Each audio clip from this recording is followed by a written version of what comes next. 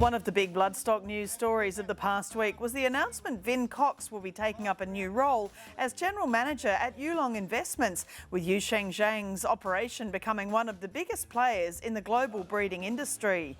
Vin presided over some of the greatest successes of the Godolphin Blue team on the racetrack and in their breeding operation as Managing Director of Godolphin for the past 6 years, as well as championing many of the industry's most important functions, including fostering new generations of thoroughbred industry staff and continuing Godolphin's great support of the Australian Stud and Stable Staff Awards, which honour the industry's usually unheralded workers. Yulong was also in the news buying the standalone Magic Millions mare offering She's a Belter for $1.35 million. The 4-year-old mare by Sebring's son Gold Standard won the WA 2-year-old Magic Millions, the JJ Atkins, the Hot Danish and Queensland Sires Produce Stakes. And Yulong is also celebrating the success on the track of Montefilia, who features soon, but also in the first winner by their young son of Redout's choice, Alabama Express, when Caravas won an early South Australian 2-year-old event in that state's Saturday meeting at Murray Bridge. And All Stakes winner Alabama Express stands at Yulong in Victoria at a fee of $22,000. Arrowfield Stud announced through the week they've become a shareholder in Golden Rose winner Militarize, a son of their own star stallion Dundeel. Militarize is now a triple Group 1 winner with successes in the ATC Sires Produce and Champagne Stakes at 2, while Dundeel is also on his way as a sire of sires, with his Caulfield Guineas winning son Super Seth siring his first winner on the weekend as Poetic Champion won on debut in New Zealand. Super Seth stands at Waikato Stud in New Zealand at a fee of $35,000 NZ plus GST. But it's checkmate! King's Gambit home today! Saturday's Rose Hill meeting was a great mix of group racing and exciting new events, with the enigmatic King's Gambit showing his great talent with a win in the Group 2 Roman Consul Stakes. A Gorey Park homebred, the colt is from the Triscay and Birthday Card Stakes winner Sultry Feeling and is another smart colt for dual champion Australian sire I Am Invincible. The new $1.5 million Alan Brown Stakes, paying tribute to one of Sydney racing's most popular and experienced racing administrators, the late Alan Brown, was a great result for the OTI team and trainer Matt Dunn, with the 7-year-old Cepheus now on track for the $3 million Big Dance. Another high-level Australian winner for See the Stars, Cepheus is from American-bred Van Nistelrooy mare Crimson Cheer. Arena takes the lead from the Little Pumper. The $500,000 Tap Craig, named after legendary Sydney race callers John Tapp and Ian Craig, was won by Snitzel filly Macarena, half-sister to dual stakes winner Missile Mantra.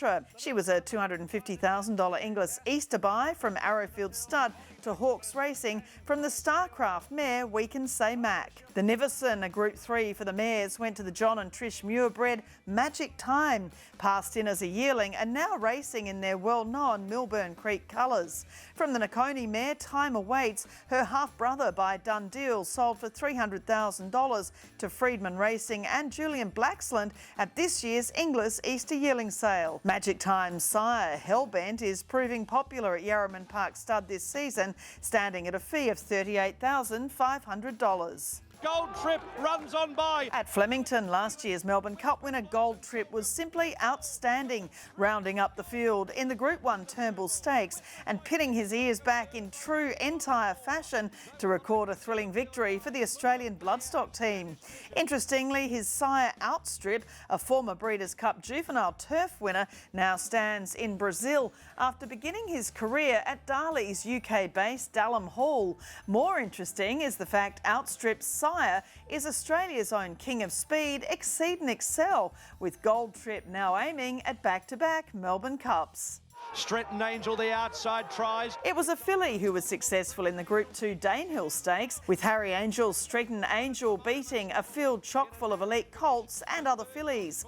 A Decadival Stakes winner in Adelaide at 2 for Philip Stokes. She's from the Darley family of Allegria and Allegron, while her sire Harry Angel, a July Cup and Haydock Sprint Cup winner, stands at Darley Stud in New South Wales at a fee of $33,000. The Edward Manifold Stakes was won by Darley's filly Zardozi, a daughter of Kingman from the Dabawi mare Shandiri, who descends from wonderful Sadler's Wells filly Gossamer. The Group 2 Gilgai Stakes went to Star Spangled Banner's Star Patrol from the family of Hips Don't Lie and Splintex, while James Harron's Colours was successful in another early season 2-year-old race as his colt syndicate's I Am Invincible colt Bodyguard took out the Maribyrnong Trial Stakes. He's from the mare Tamu, a Fastnet Rock daughter of Golden Slipper winner Moss Fun. Spoil the party, but it's Legato in front. In New Zealand, Poisier's Australian Guineas winning daughter Legato showed she's back in great shape, winning the listed Matamata Cup.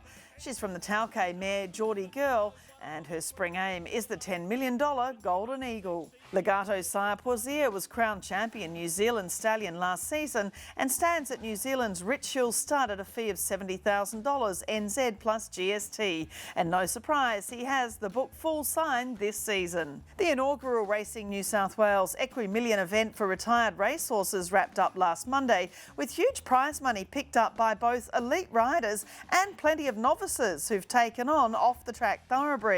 In coming weeks on Thoroughbreds Go, we'll feature some stories from the show jumping competition, with large numbers of racing and breeding organisations throwing their support behind individual riders who were thrilled to get a chance to show off their thoroughbreds on a big equestrian stage. I think that this event is a game changer, that people will see the New South Wales thoroughbred as a premium product that they can take to this kind of event and go round for the same kind of prize money as they were racing for.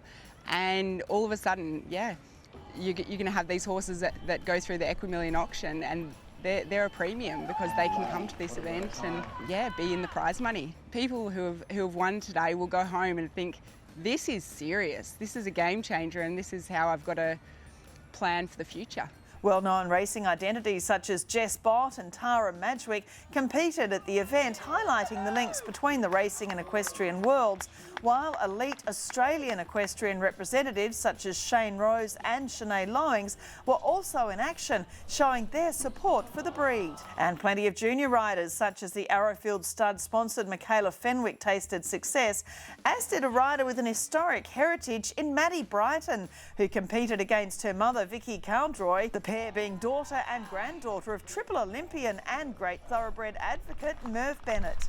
Our Thoroughbreds Go sponsored rider Leah Beth Anderton unfortunately had to pull out at the show jumping after her thoroughbred only Tiger bumped himself in the cross country and was a scratching from Monday's competition. As always, the welfare of the horse comes first.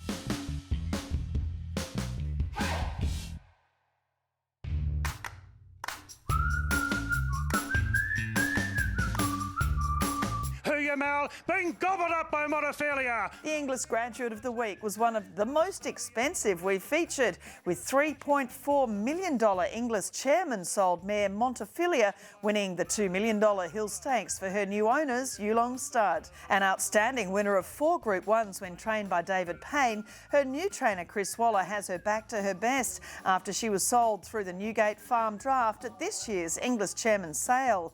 Montefilia's sire, Kermadec, winner of the Doncaster and George Main Stakes himself, stands this season at an incredible value fee of $16,500 at Darley's Northwood Park in Victoria.